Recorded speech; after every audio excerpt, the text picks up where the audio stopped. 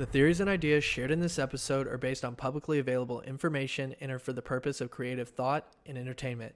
The topics we discuss are our own opinions and purely speculative. Our aim is to explore claims made by prominent individuals, verify them best as we can, and discuss their potential reality. We're just two regular dudes who are fascinated by this phenomena. Enjoy the conversation. Welcome back to the Rusty Saucer Podcast. How we doing today, Andrew? I'm doing great, Ross. How about yourself? Doing awesome, man. I'm excited to talk about Mr. Karl Wolfe, or should I say Sergeant Karl Wolfe. Yes, sir. And this should be a good one, man. This one's really interesting. I first saw Karl Wolfe on the Y Files, and that's an episode that we'll attach down in the description. That's a great series. Very interesting content that they have. But that's where I first saw Karl Wolfe. Andrew, have you heard of Karl Wolfe before today? No, actually, you put him on my radar. I had not heard of him. I've seen some Wi-Fi episodes, or the Y channel episodes, I should say, and I Y do, Files? yeah, Y Files. I do love his Yeah. content. I know you've bought his merch before, so Yeah. Yeah, I have. Yeah, shout out to AJ and the Y Files. Good stuff. yeah, Um, really great YouTuber. yeah. And all right, well, I guess we'll dive into it here. We're doing something a little different today. We got a moving background, as you guys can see. So we're here deep in space talking about what could be on the dark side of the moon. So I guess with that, let's get into it. So Sergeant Karl Wolfe was a former U.S. Air Force sergeant who gained attention for his claims about seeing evidence of alien structures on the moon. In 1965, while working as a precision electronics photograph technician at Langley Air Force Base, by the way, Langley Air Force Base, that's a big name in UFO lore. So just so you know, this may be kind of where it gets its reputation. But anyway, he claimed to have seen photographs from NASA's lunar orbiter that showed a base on the dark side of the moon. Wolf described these structures as geometric shapes, including towers and spherical buildings. He went public with his testimony in 2001 during an event organized by Dr. Stephen Greer for the Disclosure Project. Wolf's claims have been a subject of controversy and conspiracy theories, especially after his death in a bicycle accident in 2018. Now, I do want to make note that he passed away in 2018 after giving a testimony in 2001. There's no proof that he was set to testify before Congress or anything, but he did make a claim, as you'll see in these clips, that he intended to testify to Congress in 2001. So just to make note before anybody goes like, oh man, that's weird that he died right whenever he said he was going to testify, it was a 17-year difference. Now, does that mean that his death wasn't weird or odd? No, it still could have been weird or odd. We don't know the specifics. It could have been that he was about to testify or he was about to, do something before he died. But it is important to note that he did die. He was biking and a truck trailer hit him and there were no suspects. So just kind of a odd thing. You can do your own independent research on this, make up your own mind, but we're just putting that information out there as well, which makes this story kind of eerie, kind of an Right. eerie side to it. Yeah, if you wouldn't have told me about the gap, I would have been highly suspicious. But, Hmm. and just to let y'all know, in case you might not be educated on it, a U.S. Air Force sergeant is a non-commissioned officer who is responsible for supervising and training airmen, maintaining discipline, and ensuring the mission's success. They also work on improving their technical skills and managing their team's performance. And that leads you to say, well, what's a non-commissioned officer? A non-commissioned officer is a military officer who has not yet earned a commission or rank, but holds a leadership position within their unit. NCOs, non-commissioned officers, are appointed by commissioned officers and typically earn their position through promotion through the enlisted ranks. So basically, you're not just a regular soldier, you are in an officer Hmm. role when you are a U.S. Air Force sergeant. Yeah. All right. Well, that's some good information just to know about Sergeant Karl Wolfe. Now that we know what a sergeant is, what he was kind of doing, and let's get into these clips. And before we get in, just something that I noticed about this guy, and um, he does seem very genuine and he's very likable. Um, and I just kind of found that interesting. We'll get more into that after the clips, but um, just kind of seeing him, I really like kind of the guy that he seems to portray himself as, and yeah, just really interesting stuff here. Yeah, I mean, he may not be David Fravor, but he's still a really good and genuine sounding guy. So no one's gonna top Lieutenant Fravor for me, Ross. Sorry. Oh man, yeah, yeah, yeah. Andrew and his Fravor, man. Yeah, yeah. I hope I Hey said man, that I right. gotta give Right? Fravor credit though. He got me into it too. So He Fravor's is got to be number one. he is the rank of lieutenant, right? I got that right. I want to say Lieutenant David Fravor. Uh, Commander. Oh, see, I knew I probably had that wrong because he was the Top Gun instructor. So, okay, Mm-hmm. Commander David Fravor. Yeah. Yeah. My apologies, Mr. Fravor, if So, you ever listen to this. hey man, Fravor will never forgive you for that. Yeah. Well, there went the interviews. There went the interview. All right, Andrew. With that being said, you want to get into it? Check Yeah. out Mr. or Sergeant Karl Wolfe. Let's head to the dark side of the moon and check all this info out. Oh, let's go. So this first video is of Karl Wolfe, and where he's actually testifying to NASA. It's brought to us by the X page Jay Anderson of the Unity Project, and his handle is the Unity Project on X. And then also in the description, we'll have links to the X page and the full video interview for Sergeant Karl Wolfe. It's the full interview can be found on the YouTube channel Dr. Stephen Greer, and like I said, those will be in the comments below. All right, Ross, you ready to check it out? Let's check it out. All right. Good morning. My name is Karl Wolfe, and I was a precision electronics photographic repairman with a top secret crypto clearance in the United States Air Force. I was stationed at Langley Air Force Base in Virginia. In 1965, in mid-1965, I was loaned to the Lunar Orbiter project at NASA on Langley Field. Dr. Colley was in charge of that project. They had problems with a piece of electronic equipment that was bottlenecking their production of photographs. I went to the facility, and when I walked into the facility, there were scientists from all over the world. I was stunned, actually, to see people at a NASA project from all over the world. It didn't make any sense to me initially. I was taken into the laboratory where the equipment was malfunctioning. I couldn't repair it in the dark. I asked to have it removed. A airman second class was in the dark room at that time. I was also an airman second class. I was interested in how the whole process functioned, how the data got from the lunar orbiter to the laboratory. I asked the young man if he'd describe the process to me. He did. About 30 minutes into the process, he said to me, in a very distressed way, by the way, we've discovered a base on the backside of the moon. And then he proceeded to put photographs down in front of me, and clearly in these photographs were structures, mushroom-shaped buildings, spherical buildings, and towers. And at that point, I was very concerned because I knew we were working on compartmentalized security. He had breached security, and I was actually frightened at that moment, and I did not question him any further. And a few moments later, someone did come into the room. I worked there for 3 more days, and I remember going home and naively thinking, I can't wait to hear about this on the evening news. And here it is, more than 30 years later, and I hope we hear about it tonight. And I will testify under oath before Congress that what I'm saying is the truth. My boss came to me. I was working in a color lab at that time. I was a technician, photographic technician. I was asked to go over to this facility on Langley Air Force Base where the NSA was bringing in the information from the lunar orbiter. And so I packed up some tools. I went over. I went into the facility. A couple of officers took me into this hangar. It was a very large hangar. So they took me into this laboratory. I took a look at the equipment. There was an airman second class in there. I was an airman second class as well.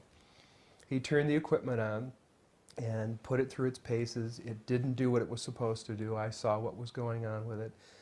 And I said to him, you know, we'll have to take this thing out of the lab if we're going to work on it. We can't work in it on it in here in the darkroom environment. So everyone left the facility, left the darkroom, except this airman second class and myself, and we're in waiting for someone to come to remove this piece of equipment. And at the time, I didn't know what the real purpose of this darkroom and this operation in this facility was. I thought this was where they were bringing the data in and then releasing the images to the public. They were doing 35 millimeter strips of film at that time, which were then assembled into 18.5 by 11 inch mosaics, they were called. There was a digital signature and a grayscale on every 35 millimeter strip. And those strips were from successive passes around the moon. So he was showing me how all this worked, and we walked over to one side of the lab, and he said, by the way, we've discovered a base on the back side of the moon. And I said, whose? What do you mean, whose? He said, yes, we've discovered a base on the back side of the moon. And at that point, I became frightened, and I was a little terrified, thinking to myself that if anybody walks in the room now, I know we're in jeopardy, we're in trouble, because he shouldn't be giving me this information. And then he pulled out one of these mosaics and showed this base, which had geometric shapes. There were towers, there were spherical buildings, there were very tall towers, and things that looked somewhat like radar dishes, but they were large structures. If I compare it to what I'm seeing now, because I do have photographs that have artifacts in them that are similar to what I saw, they're massive. Some of the structures are, half a mile in size. So they're huge structures. Some of the buildings seem to have very reflective surfaces on them. A couple of structures that I saw reminded me of cooling towers at power generating plants. They had that sort of a shape. Some of them were just very, very straight and tall with a flat top. Some of them were round. Some of them looked like a Quonset hut, with a domed kind of, like a greenhouse. The particular shot that I saw, there were several clustered together over a landscape, a fairly large landscape. I didn't want to look at it any longer than that because I felt that my life was in jeopardy. Do you understand what I'm saying? I would love to have looked at it longer. I would have loved to have had copies. I would love to have, said more about it or discussed it more, but I knew I couldn't. And I knew that young fellow who was sharing this was really, really overstepping his bounds at that point. My name is Donna Hare, and I worked at Philco Ford Aerospace from 1967 to 1981. During that time, I was a design illustrator, draftsman. I did the launch slides and landing slides, and also projection plotting boards, lunar maps for NASA. We were a contractor, but most of the time I worked on site, in Building 8. I had the opportunity to do extra work during downtime, which was between missions, and I walked into a photo lab, which was the NASA lab across the hallway. I had a secret clearance, which is not that high, but I was able to go into restricted areas, which this was. At the time, I was talking to one of the techs in there, and he drew my attention to a photograph, a NASA photograph. It had a dot on it. And I said, what is that? Well, he drew my attention to it, and I said, is that a dot on the emulsion? And he said, and he's smiling, and he has his hands crossed, and he said, round dots on the emulsion don't leave round shadows on the ground. And this was an aerial photograph of the Earth, I'm assuming the Earth, because it had pine trees on it, and the shadows of the craft, or whatever it was, were in the same angle as the trees. And by its very nature, UFO, and I wanted to clarify that to a gentleman that was talking to me, means unidentified. So I did not know what this was. But I realized at this point that it's very secret, that it was kept secret, because I asked him, what are you going to do with this piece of information? And he said, we always airbrush these out before we sell them to the public. So they're pesky little creatures appearing on this photograph they wanted to get rid of. After that, I decided I would ask questions to other people that work there. And I found that I had to ask them away from the site. and not on site. A guard told me that he was asked to burn some photographs and not to look at them. And there was another guard guarding him, who was in green fatigues, watching him burn the photographs. And he said he was too tempted. He looked at one, and it was a picture of a UFO. And he was very descriptive. I can go into that later with anyone. He immediately was hit in the head, and he had a big gash in his forehead. He was knocked out, and he's terrified, so he would have to be protected. Another incident, I knew someone in quarantine with the Apollo astronauts.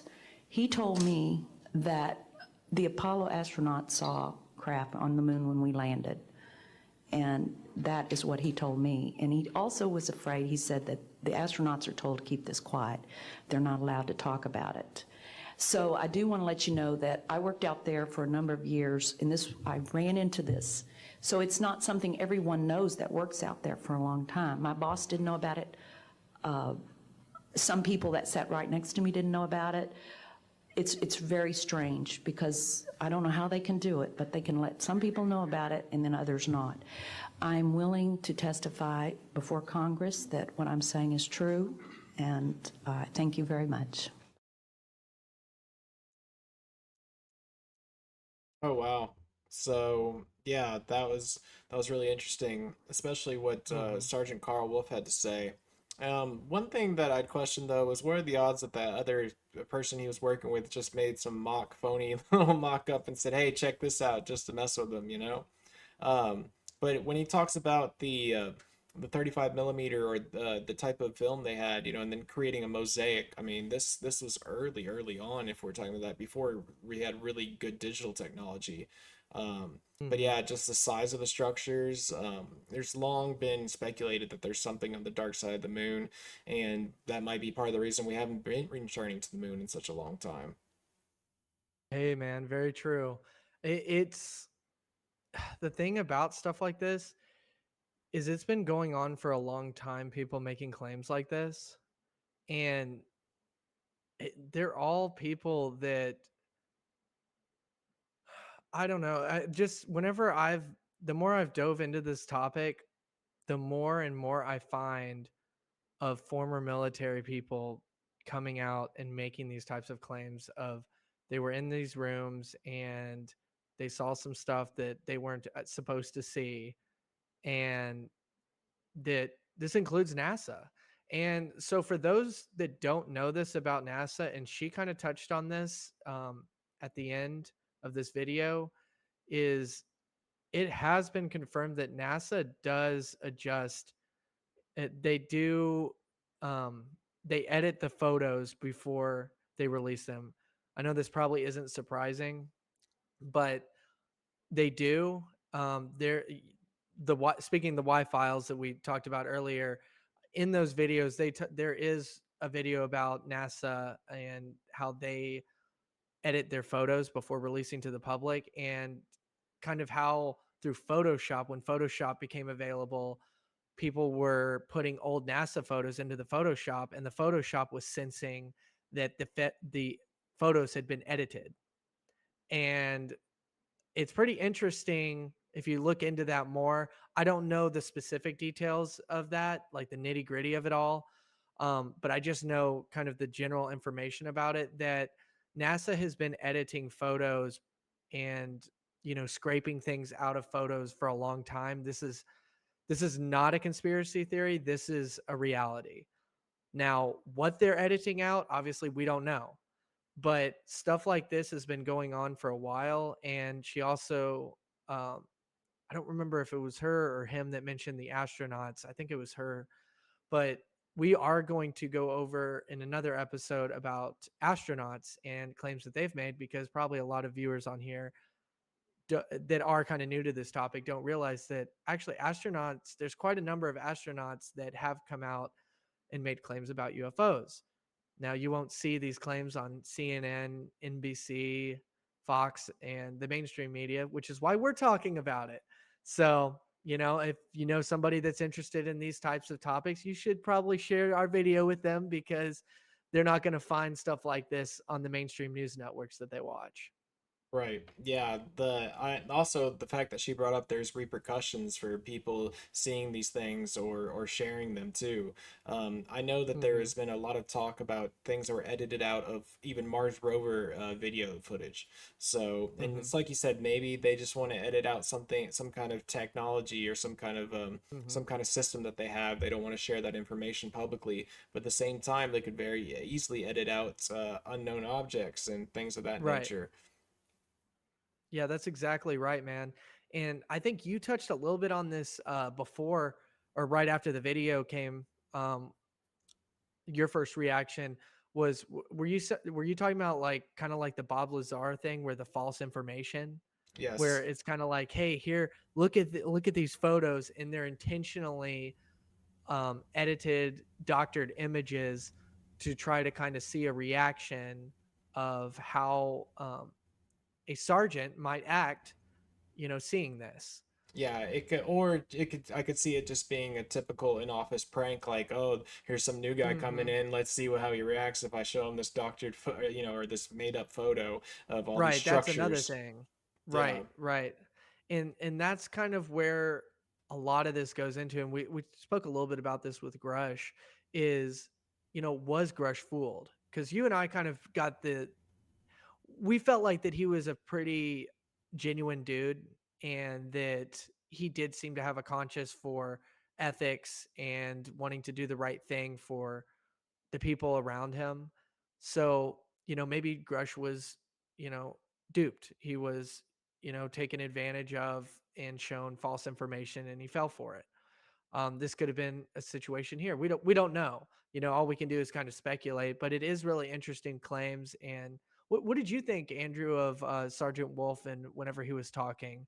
Well, What were your initial thoughts on him? I really like the fact that he disclosed that he got scared. Like when he saw that Hmm. information, he goes, "Oh, this is this guy is overstepping his bounds," just like he said. Yeah. I could get in trouble for seeing this. I think a lot of people's reactions would be, "Oh, let me see that closer," and actually grab it Right. and want to, investigate further. But when he saw it, Hmm. he just immediately thought, "Oh, this is not good. I shouldn't be seeing this." So, and that's Right. telling too. A lot of people are not going to tell you, "Oh yeah, I was scared of this or that." So just the pure honesty of him saying that alone spoke volumes about him to me. Right. Yeah, it just everything that he was saying, he just seemed like a really laid back guy that just was, just talking to you, and he just kind of seemed like a genuine guy to me. Now, I don't know, sometimes people are like that and they just lie and make up stories, you know. I personally haven't heard a ton about Langley, but Wright Patterson was the one that I would always Yep, hear that's about. another Wright one too. Patterson, the big Air Force base. Supposedly, there's bodies or craft hidden in secret underground bunkers there. But yeah, that Right. wouldn't surprise me that Langley is on the radar of some of these stories as well, or any Air Force base for that matter.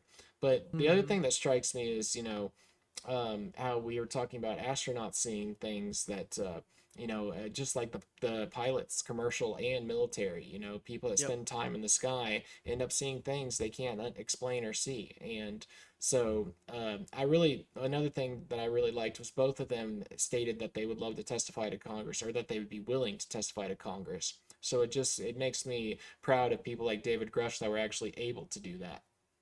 Right. Yeah, and that actually, you bringing that up about the pilots and astronauts, it made me think of this too.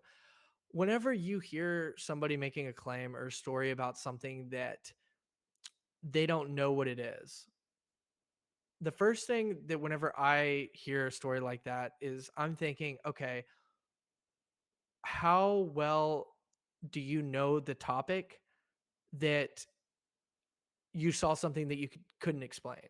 Right. Like, if there's a medical phenomenon, is this just a regular civilian, or is this a doctor, a surgeon saying, hey, this was something very weird, out of character? This was something that I've never seen, read about, heard about. I've talked to my colleagues about this. Nobody knows what this was.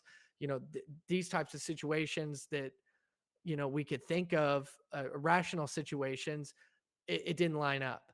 So I'm thinking to myself, is if these are military guys are briefed on a lot of different things about the adversaries, about their own technology, about missions, and all sorts of things.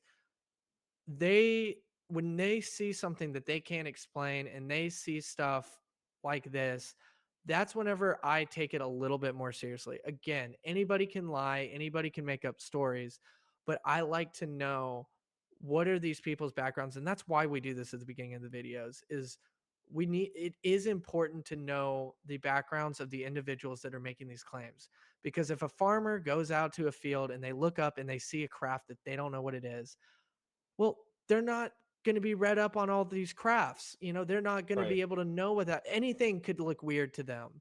Yes.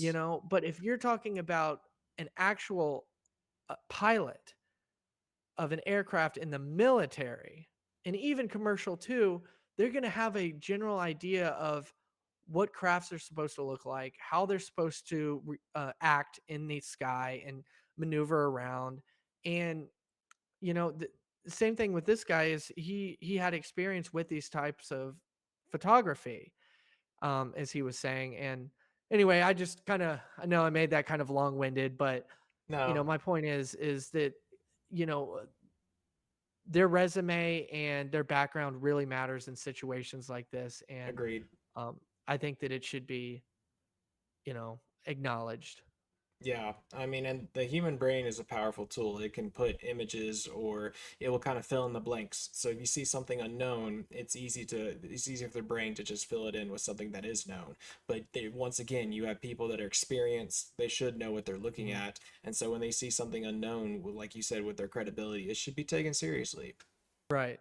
And then whenever they're kind of ostracized for it, that is also kind of concerning, because it's like, why would you do that? Like, why would you not take that seriously? You know? Yeah, yeah, for sure. So, all right. Well, that was Sergeant Karl Wolfe. Very interesting. And I forgot the lady's name at the end. Let's shout her out too, if we can get a name on her. Uh, It was Donna Hare. there we go. So, Miss Donna Hare, mainly about Karl Wolfe. So, I wanted to make sure that she kind of just added a little bit extra to Karl Wolfe's testimony, and I think they spoke at the same event. So that's why we didn't really include much about her at the beginning. But I mean, again, you can do a little bit additional research on her. Her story is kind of interesting as well. But this was mainly about Karl Wolfe, and her part just kind of added a little extra details to what he went into, because he went into a little bit more specifics of the details within the photos. Oh, back to that, details in the photos. Interesting thing that I wrote down while watching that was the half-mile structures. Some Yeah, of those structures that they were talking about, that was really interesting. um, I wonder if they were human structures, like it was in any way man-made. He kind of made it out to be that, like, he would know like what the man-made structures would look like, you know, and yeah, I don't know. It was interesting. What did you think of kind of his interpretations and descriptions of the structures that he was seeing? well, the first thing that that spoke to me was that they were structures he kind of was familiar with. You would think that some non-human intelligence or alien, Okay. if you will, would have structures that would be totally foreign to us, in a Hmm. sense, alien to what we know. But Right. then he brought up the ones that looked like the cooling towers from a nuclear power plant. If it was humans, you could see them building some kind of big energy center up on the moon to keep things Right. running. So, yeah, I really wish I could see a copy of those pictures is what I wanted. That's the first thing I said is, oh man, I'd love to see that, just to check it out for myself. Yeah. Yeah, that's a good point, man. Yeah, because we just the whole foreign thing, because if it is non-human, or if it's something unrelated to our technology, it is going to be so foreign. Yes, Like, there probably will be some similarities in some things, but like, oh man, the possibilities and the way that each step in technology, how it got there, is going to be completely different than how we got to ours each step. And exactly. so that is interesting, like you were saying, is that he was able to recognize so much of it. But it also kind of is interesting that he's kind of like wondering, well, what would stuff like this be used for, you know? And Yeah. if we're having structures like that, that's a lot, that's a big budget. Like Yeah, that's no that's a kidding. pretty dang big budget for something that we don't know about. Yeah, you can do the Yeah. calculations, I believe, on online, and it tells you for like every pound that a spaceship has to take out of orbit, or into orbit, I should say. It's crazy money. Like, crazy Hmm. money. And most of their weight on these crafts that we send out are just Yeah. fuel. I mean, fuel alone Yeah. has To to be send all taken. the building blocks there. Yeah. Um, yeah. I mean, I guess you could eventually make the materials there, but dang, yeah, that would be a Yeah. really, really big project that it'd be hard to keep that under wraps. But you Right. know, that's our whole topic, right? Yeah, that's It's true. it's a pretty big venture of yeah. There was a lot of money involved in if what we're talking about is true and if all this stuff is going on. But as you'll see episode to episode, there's a lot of very compelling evidence of people in high ranking positions that are saying stuff like this is real and that it is going under the nose of Congress and our elected officials. Yeah, very But true. It makes me happy that people like Fravor were able to get their time. mm-hmm. Yep. And Fravor's still alive and kicking. Yeah. Let's hope it stays that way. So, unfortunately, rest in peace, Karl Wolfe. But Yeah. at least you put your story out there, and we're here to acknowledge it. Yeah, I'm glad he was able to. Hmm. All right. Well, anything else you wanted to touch on, Andrew? That's pretty much the main things I wanted to cover. I'm really excited to get into the episode about astronauts. I kind of grew up close to the Johnson Space Center and NASA, so it was right in my backyard to speak. So yeah. All righty. Well, let's get to those astronauts. All right. So, until then, Rusty Saucer out. So, sir. Oh. So, guys and gals, if you made it this far in the video, we just want to thank you tremendously. Filming these has been a ton of fun for us. So we just like to remind you, subscribe on YouTube, follow us on X, share the videos. If you really like, you can do the notification bell, so that way you can see we're posting at least once to twice a week right now. So without you guys watching, there's no reason to do this other than Ross and I just having our conversations. So I just wanted to give a big thanks to everybody who's made it this far. Yeah, thanks, guys. It really does mean a lot. We have a lot of fun talking about this topic, and it just it's fun. These are interesting topics that I've said many times on the show that the mainstream is not talking about, and so it's our job to push it out there. So if you guys find these clips interesting, our perspectives interesting, please give us a thumbs up on the videos. Follow us on X. We do a lot of interacting there, and we love to interact with everybody that follows this channel and loves our content. So thanks again, guys. Yeah, thanks, guys. Appreciate it.